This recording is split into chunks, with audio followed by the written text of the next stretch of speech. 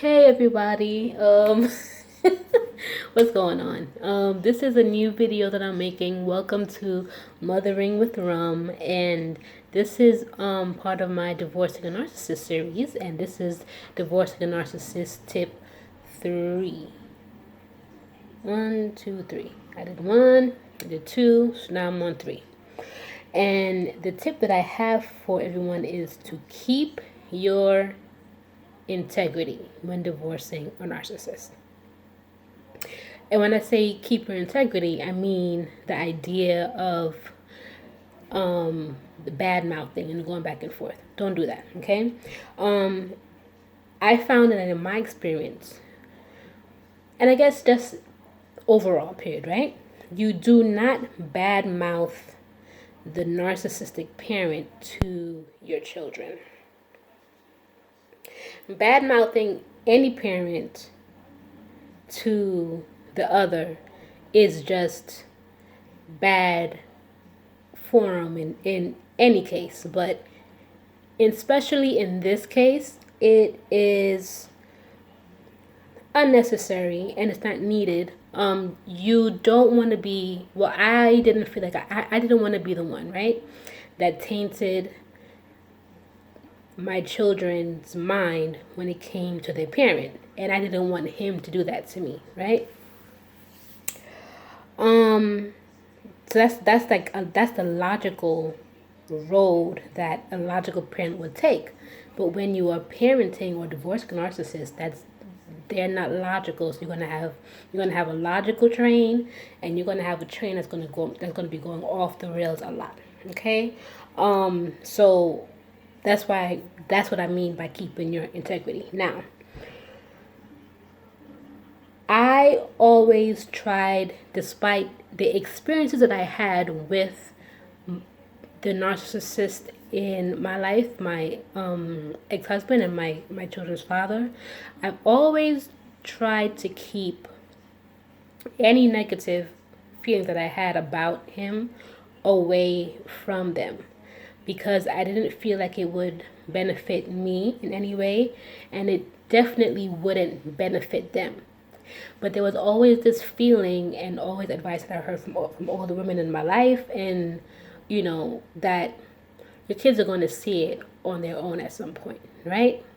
And that's exactly what wound up happening. So therefore, when I say if you keep your integrity, and you are not, bad mouthing the other parent, their parenting style, whatever their decision might be when it comes to parenting or their actions, it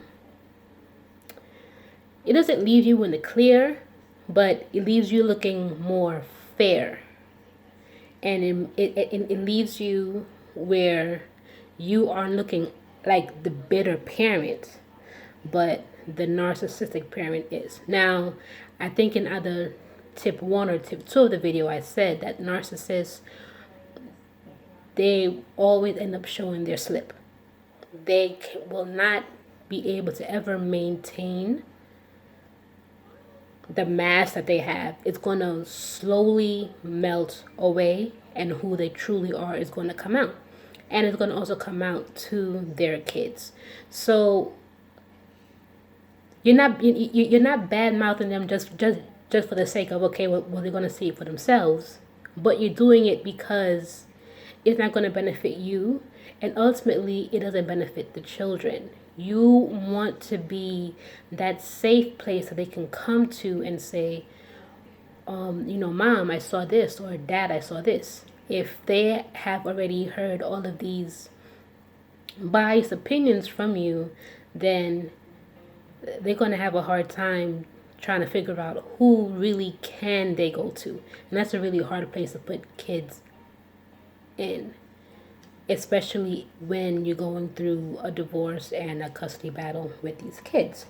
Why I thought about talking about this particular subject is because I made a video talking about the Real Housewives of Potomac, and how one of the cast members, Monique, she had a binder. And I was like, you know what? It's so funny because I have a binder too. I have a few binders. Now, Monique's binder was like about this big. I have like the college size binders, and I have about three, or I have about five of them. Okay, um, so that just leads me to the point of saying that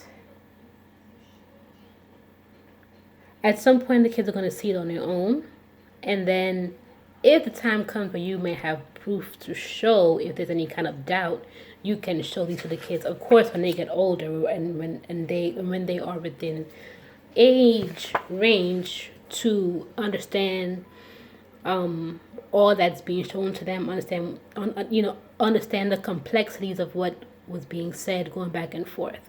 I don't have any plans to show them these things unless you know, I completely have to show my hand. But the thing with my kids is that they've had, especially my son, he's had such an experience with his father, that I haven't had to say a word. As I said, the slip has shown, and my son sees him for exactly who he is, and he's seen exactly who his narcissistic father is for a long time, and therefore I don't have to show him anything. All I can do is be a support system for him and talk to him if he needs me. Same thing for my daughter. I can do the same thing for her, and for both of them, if they have any questions, all I can do is answer it honestly as I can, but without tainting the name or image of their father. It's going to be hard to raise kids when you're battling someone, especially a narcissist, because you're going up a lot. They're going to be tainting your image to the kids. They're going to be tainting your image to family, to friends, to teachers, to child care providers. And if you go down the same road that they are going on, it makes you look just as bad as them. It makes you look just as crazy as them. So no one will be able to ever gauge who is not who's right or who's wrong, but they will never be able to gauge who is the logical one or who is the sane one.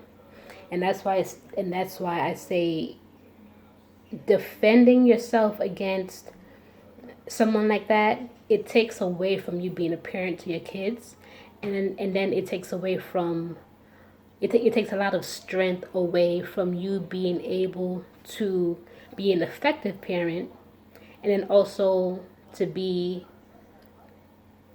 at least a bit strong within yourself, where you can garner the strength that you need to be that parent that the kids need, and just to also be that rock that you need for yourself. Again, I don't know if this video made any sense. I don't know if I went on a tangent, but let's reiterate. Divorcing a Narcissist Part 3, you do not have to taint their image with any negative words or point out, well, they did this, they didn't do that, because they will, and they ultimately do it themselves. And your children will see it for themselves, and they will be able to form their own opinion for themselves. I've always said, all of your interactions, if you can, and you keep it in writing, because you never know when you're going to need it. I kept all of my stuff in writing, and moving forward, if I have to, I will, just because it helps me. It helps me keep track of what's being said or what's not being said. And if a time comes where my kids are doubting me based on the narc's natural ability to make you the wrong one or the crazy one, I have the proof, if need be, to show them this is what I did. This is how I fought for you guys. This is why I did what I did. This is what he said. This is how I reacted. and this is how we moved forward, and this is why we are where we are now, right? So I hope that this helps. I will try to, drop stuff little by little as it hits me, in my head, and I'll make a video about it. Like, subscribe, share. If anyone has any comments or any questions, I have, some really good resources about dealing with narcissists and stuff that has helped me, and I would be more than happy to pass it along to anyone that may need it. Okay? You guys take care, and I will see you on the next video. Bye.